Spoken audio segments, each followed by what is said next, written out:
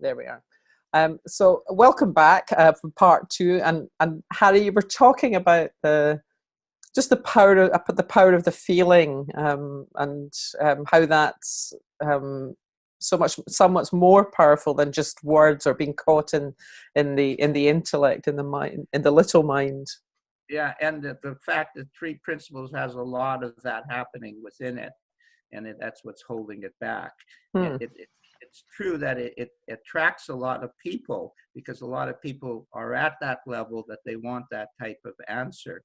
But the deeper ones go in for they get closer to what Sid's feeling message was. That is not Sid's message, and so we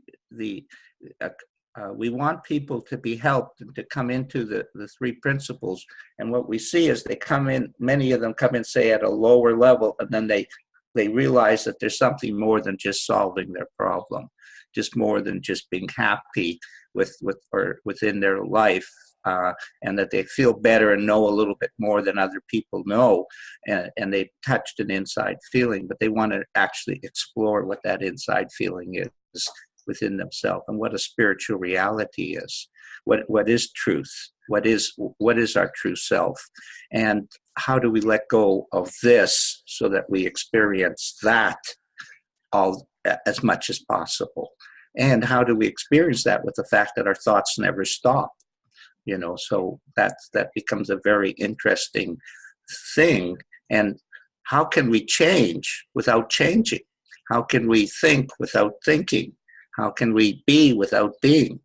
Those become very interesting paradoxes, because we're stepping into the unknown. And in the unknown is where all the healing and answers are. Lovely. Yeah, 100%, by the way.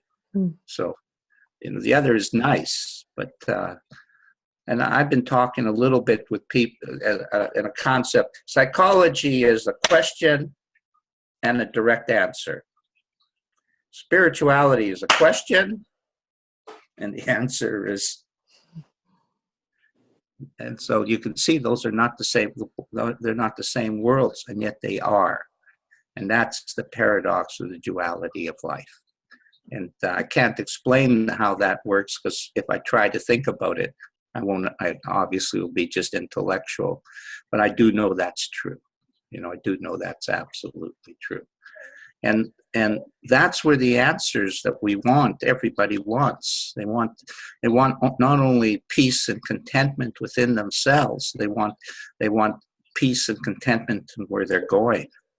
And where you're going is a world of magic, a world of beauty, and a world of unknown. And it's the unknown that all the good stuff is. If it was known, what you could read a book. But it isn't a book. It's Christian McNeill, Scott Rebholz, and the craziest one of them all, Harry Derbitsky. So, that's Harry Derbitsky's interested in my book. Type of thing. Does that make sense? Yeah, lovely. Lovely. And I was going to follow on from that, because you spoke earlier about the future of the three principles, and I'm interested in your, how you see that, or what you were referring to when you talked about that. Well, so first let's take a look. So I'm brought into another area which I have no background in. I've never been addicted. I absolutely hated the area. And I come into this group, and the first thing I notice as I'm just talking is, wow, they really like it. And yourself, Christian and Scott, if you haven't, and Scott alluded to this in our previous show on the International Addiction Room, about if it's such a treat to talk to people that like what you're saying, and and spiritual was not a context with them that they were having problems with. They knew nonsense, that was for sure, and they resonated with the honesty and the caring that I have within my heart. And so I immediately felt an affinity to these people, and I said, This is fantastic. Now, what happens is if you go into that situation, no background in it, but you don't have thought and you have appreciation for the experience, what happens is you start to share. And the more you share, the more you grow. It starts with the feeling, but you have to share the feeling. And the feeling grows and grows and grows and grows because you're not thinking. So you jump time, Christian. What happens is where people who have been in the addicted world like I have would be just a primitive beginner, an apprentice. But I jumped way past. And people started coming to me with programs and say, oh, we've got this little program. Can you help us? You teach it. I says, no, I'll only teach it if you're there and I can mentor you. And so things just started happening. And one of the persons who was in the program, he had a huge insight. This is, I'm sure you understand this story, Christian. He had a huge insight about what was his dream question: what is his relationship with God? And he saw it. And so he left the recovery center, went into a rehab home, and brought me into the rehab home to do a program for 15 weeks there. And so all these things were just happening, none of which I was initiating. None. That's the message. That's the message. The future and evolution will be through the spiritual journey that we're on. That's first of all the future. The more spiritual it is in the people who are teaching it, the more it will evolve into an understanding of what the people really need. Right now, I am not that impressed. I'm not unimpressed, and I certainly can see from that experience. As you know, I do a very successful Zoom room with the heavily addicted, or the addicted, with Greg Suki, who you've had on Sushi. I think it's Suki or Shushi. I better get that straight. And that was magical. It wasn't supposed to happen, but and we were expecting 3 or 4 people, and the first 25 people show up. We hit a nerve in the 3 principal move. We started asking questions that nobody else was asking. We were dealing with subjects that nobody else was dealing with, and we were not doing it from a top-down perspective. We were doing it from a group perspective, of where the collective wisdom of everybody was going to contribute to the sharing, and the more people shared, the more interesting the program got. And it was also unusual because I am not a facilitator like anybody else out there. I take no holds barred. They're bullshitting. I'm gonna cut them off and say, shut up. You know, well, let's hope that doesn't happen this afternoon. Yeah. But I take I take an equal role with everybody to the context within a reasonable thing. And what it does is, so they just can't do their regular talk. They're all challenged. And the more they're challenged, you know what happens? The more they like it. Because they're not talking just the norm where they're all worshipped and we are all students, and that doesn't work. That's there's a restriction in that. There's a lie in that context. The context is the spirit is in you, in me, and the more you release it, Christian, like you did. You know, it was interesting, Scott. I invited Christian, it was a fluke that she was even on the show. This addictions, alcoholism, and 3 principles Zoom room, which we run twice a month now, and we're up to 12,000 views on it now. That's a lot for a 3 principle thing. That's an impressive array of shows, and every show keeps growing. Every show, because they hear one show and then they go, oh, there's something in here, and they go listen. And every show is totally different. But I asked Christian to come on just to talk a little bit about forgiveness. But when she came on, she didn't come on just, I didn't know who she was. I'd never really talked to her. And she came on. She was a guest. She had something to share, and she shared a ton, like you did on your talk about anger and resentment. I think, you had a lot to talk about, Scott. So what happens was this: you brought this aliveness and a fresh revelation into the show. And when you wrote to me, Christian, I think this is very important. When you wrote to me about AA, which I have very limited exposure to, you helped me to understand that AA is doing good work.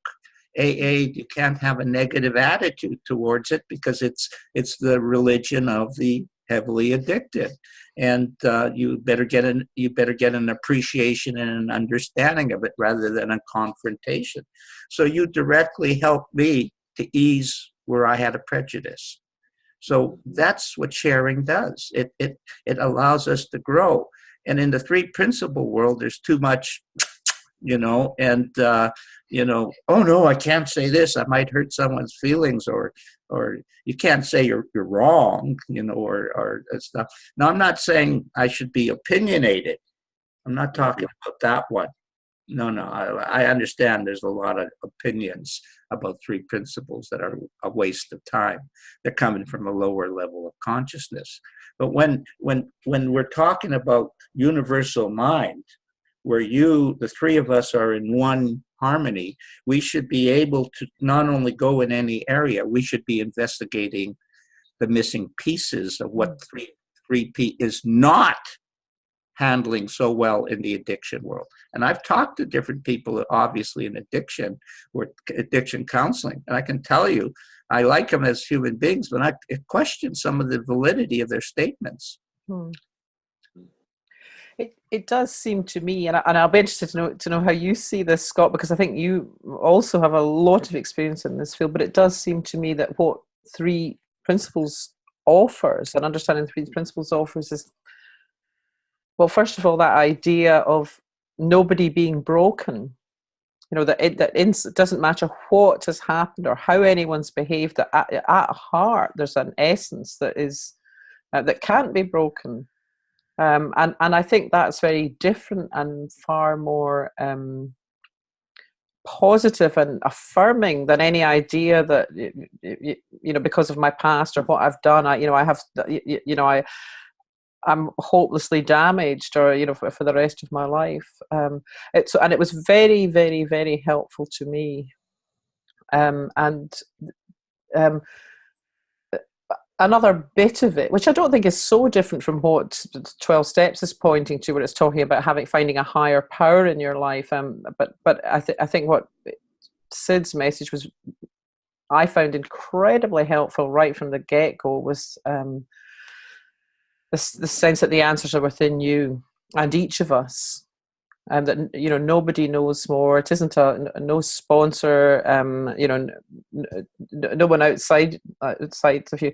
And it's a tricky thing because it's not about ego. It's not about, but there is something, and you've touched on this a lot, Harry, throughout the call, of that tuning inside and asking the question within, and then being presented with an answer. And that each of us has that facility. And I found that incredibly comforting. And another funny thing that I found very helpful, and I heard it about Sid too, was that each of us goes up and down and up and down and up and down. We're all entirely human.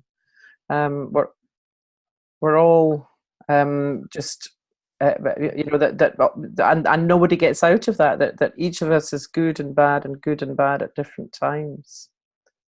One of the things, Christian, to draw comparisons, because in a way I'm like a virgin mind, because I haven't been, I'm seeing everything for the first time. Is the people in AA are very serious. Not necessarily.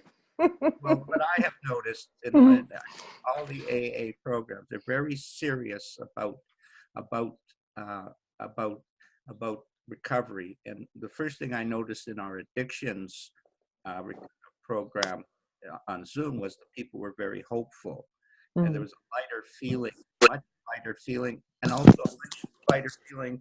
The end result in AA is getting rid of your addiction.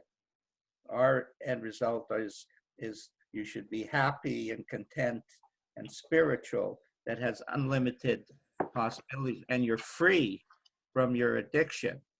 And so what I see is that when I look at some I just looked yesterday at some literature of AA, it's very uplifting. It's very, very beautiful. Well, funnily enough, I was just, because I don't think that the end result of AA is what you said it was. Because I was just looking at this, this bit, but it's just this last few sentences of the text is, give freely of what you find and join us. We shall be with you in the fellowship of the Spirit. And you will surely meet some of us as you trudge the road of happy destiny. So, it is about a spiritual experience. But I think what has happened is something like what you're talking about being unimpressed with in the Three Principles world, that people have imposed their own ideas. It's not come from truth. It's come from, people have their own ideas, and they become more and more serious, as you say, or more and more self-righteous. And new people coming along think that's the message, as opposed to the truer message. And I think there's that. And I'm not wanting to obviously get into a debate about, or a contest about it, but it does occur to me that finding that common ground can be a useful thing, and that the Three Principles has something incredible to offer people that kind of takes them to the next level, as you described it earlier, and that's what's happened to me. That's how I would describe what's happened to me, and I am incredibly grateful for it. Well, I have it. With AA, and I'm not a big expert on AA, although I read that book, that Bill fellow, that's one of the, and it was an interesting, spirit. Yeah, That's who it is. And it's an interesting spiritual experience. I mean, you're looking outside of yourself, out of your consciousness. For me, I would say it's mind. You want to open up, other people call it God or whatever, ever. But I met a woman one time, and she said that when she was in the worst part of her drinking, and she did this sort of analogy. She said, I was going down a river out of control, she said. I couldn't get stopped. AA came, they threw a log out with a rope, and they pulled me in. She said, now I'm walking along the shoreline dragging the log. The Three Principles let me drop the log, okay? So it's where they make the mistake, if I can be so critical, and I'm humble about saying this, is that you're always an alcoholic. I mean, you're never away from that. You're always one step away from falling, back into it. And yet I met somebody, and I feel uncomfortable saying this because I don't want to encourage, I guess, people that are having trouble, is that this one fellow said, I was a raging alcoholic. When I learned the Three Principles, I dropped the habit. He said, no, I can go out and I can have a drink anytime I want. He said, and I don't get back into it. I've done it. He said, I just don't feel like drinking. And what the Three Principles can do is that you can feel so, there was an old expression called, boy, I'm dating myself, a natural high, and it's that natural good feeling that you have that stops you from taking. I mean, I couldn't do a bunch of drugs. I wouldn't feel as good as I do naturally. And here's another story, if I may tell it. If you have a cold and you're really sick, you know how terrible you feel. I mean, you got the sniffles, and so you get some medicine, you get an antihistamine, and all of a sudden, wow, you get some relief. You feel, really good. But after the cold's over, you wouldn't think about taking that drug again because you'd feel terrible taking an antihistamine. So I hope that makes sense. The three principles just, it takes it a step forward, you know, a little bit. It's purer. The context of it, Scott, is first of all, just to summarize. Go ahead. The essence of recovery is a spiritual insight, a spiritual experience. So both are obviously pointing to the same healing power that lies with God or the higher power within yourself. So that the three principles just point to you back inside to the purity, truth, and they carry a big message with thought. The thought being that if you don't think your way back into the same old patterns that you have before, what happens is you don't your destiny is different than it was. You don't recreate the past, and the three principles really help a lot with regards to that as a lot of that as well. So A, it's a spiritual insight, and B, you don't necessarily recreate your past experiences, and it's not a willpower thing. It's a spiritual thing, type of context. So I forget what I was going to say. I actually had something really brilliant, but it's totally. Harry, while you're thinking, while you're trying to recall that, I wonder if I could just say something, because please go ahead. Because I am, so I know many people in recovery, obviously, and I totally respect what Scott says about the lady he met. Most of the people I know are not dragging a log. That's not how I would describe it. They're not unhappy. They're not, that's not the truth. And I mentioned that just in the interest of balance, and I've also met many people in the Three Principles community who are not are not sober. It's just as I used to smoke. I don't smoke. I don't have the occasional cigarette. I tried that once and I was right back on it. Now that might be thought. I don't know. Today it doesn't make sense to me.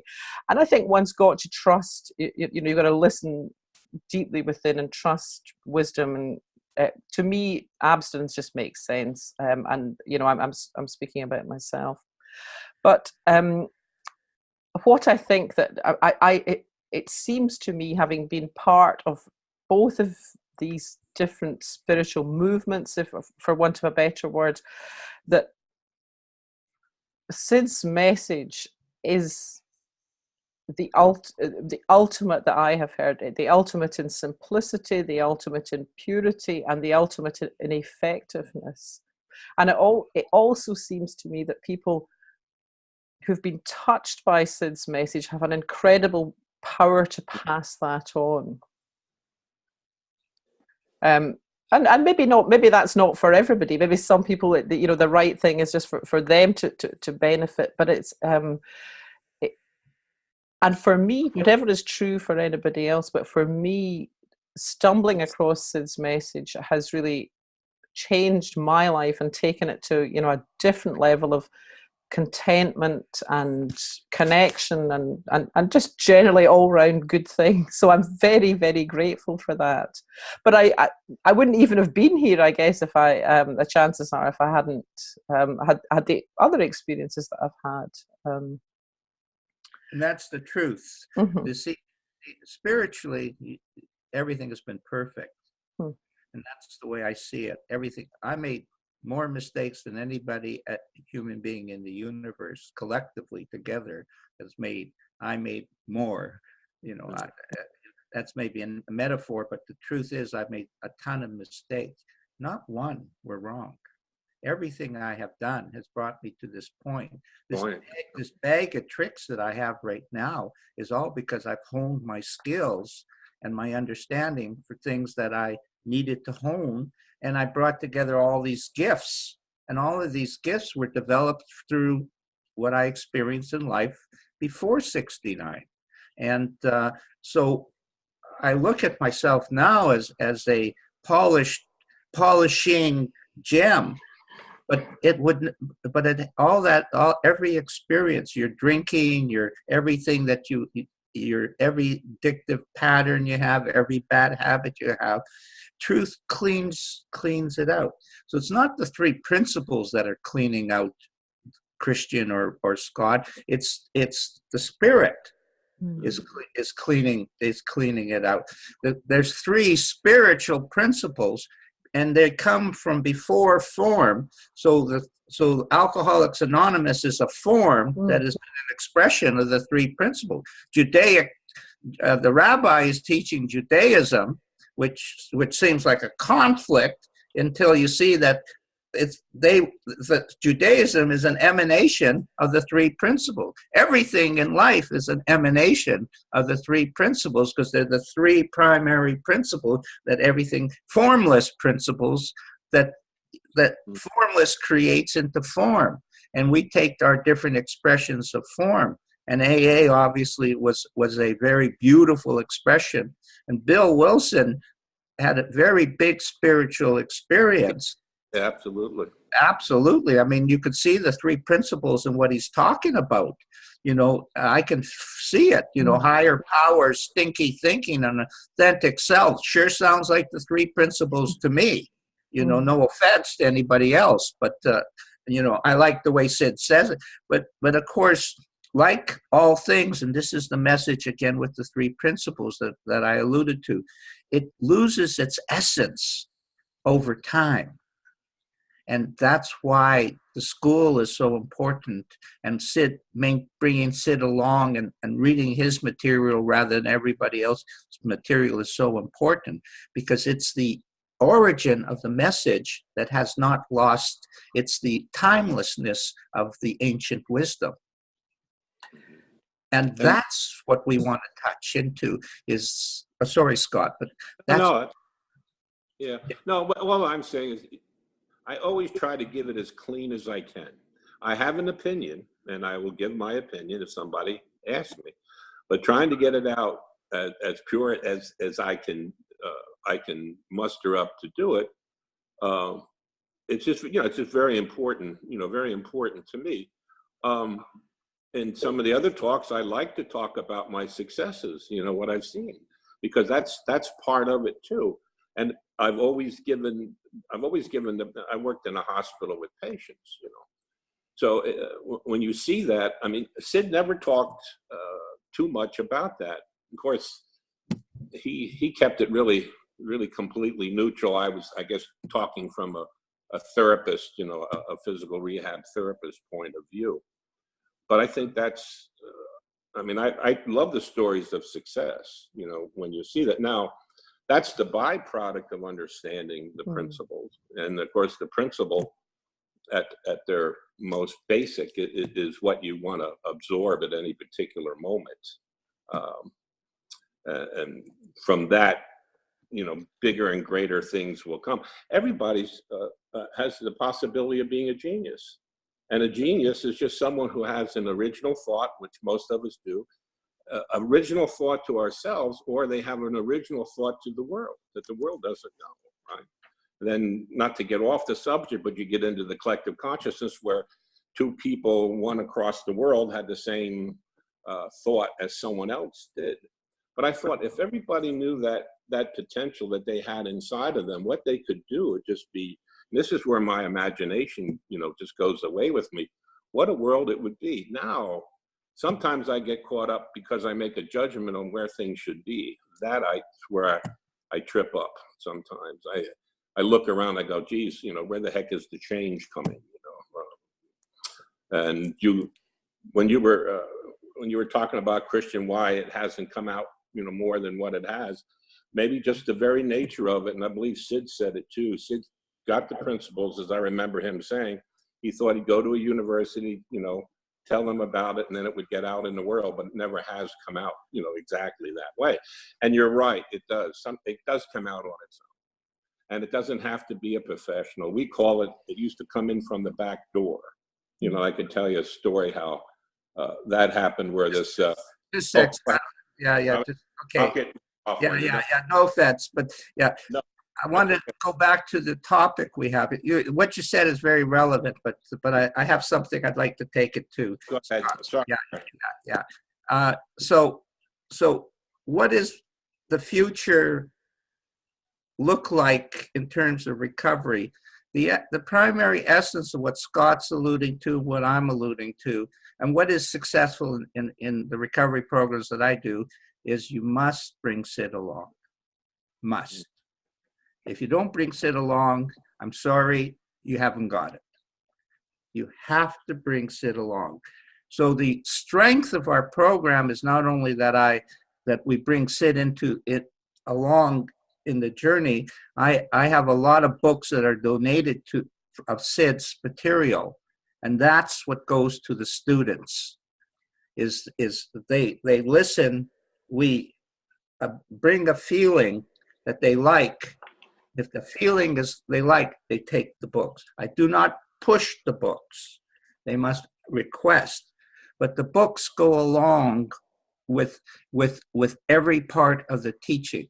So the recovery program that I'm involved with, and I have a person I'm mentoring with as well there, what the essence of it is that they take Sid's books and read them when we're in the week that we're not there.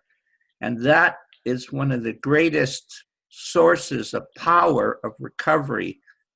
I'm not talking about recovery from addiction. I'm talking about recovery from ego. And that's very, very important. I love where I am. Scott loves where he is. Christian loves where she is. But we're limited, in who we are. And Sid is, and so it's very, very important to like, of course, you want to explore your own levels of consciousness, and the journey is unveiling levels of consciousness. And of course, the world is looking for somebody who professes to know all the answers. But the reality of it is we're talking about we don't know. And from that, I don't know, we're pointing to somebody who does know.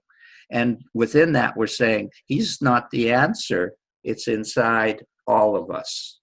And so we have to, in the future evolution, be very clear in what we're evolving to. Is it's a spiritual reality.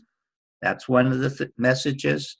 And the second is Sid, bringing Sid along. I know that's true for Scott and myself, because when I didn't bring Sid along, it was a distortion.